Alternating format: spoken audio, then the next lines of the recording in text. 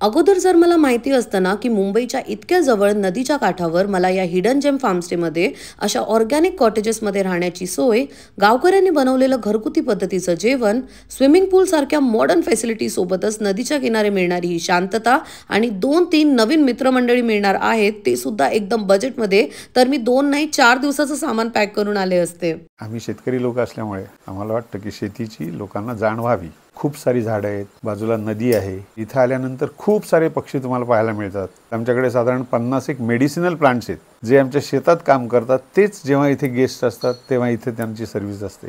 सर्व निसर्गप्रेमींना हा व्हिडिओ आता सेव्ह आणि शेअर करायला हवा, कारण या 27 एकर्सच्या फार्मस्टेमध्ये फॅमिली रूम्स आणि डॉमेटरीजमध्ये आराम कमी आणि मस्ती जास्त केल्यावर नेचरच्या या हिरवळीमध्ये एक एस्थेटिक वॉक तर तुम्ही पण डिझर्व करता.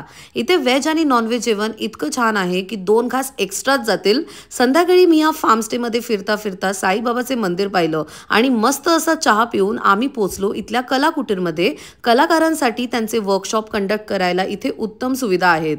आणि मग रात्रीचा हा सुंदर ॲम्बियन्स आणि पहाटे पहाटे वेगवेगळ्या पक्ष्यांचा चिवचिवाट, अजून काय पाहिजे. Like completely into the nature, nothing artificial about this place. मला माझा इकडचा स्टे इतका जास्त आवडला की मी बुकिंग इन्फॉर्मेशन तुमच्यासाठी सुद्धा कॅप्शनमध्ये मेन्शन केली आहे.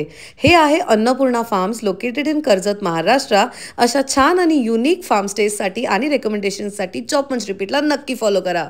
लोकांना खरंच गावचा अनुभव घ्यायचा असेल तर त्यांनी जरूर अन्नपूर्णाला यावं. एकदा आल्यानंतर तुम्ही सतत येत राहणारच आहात.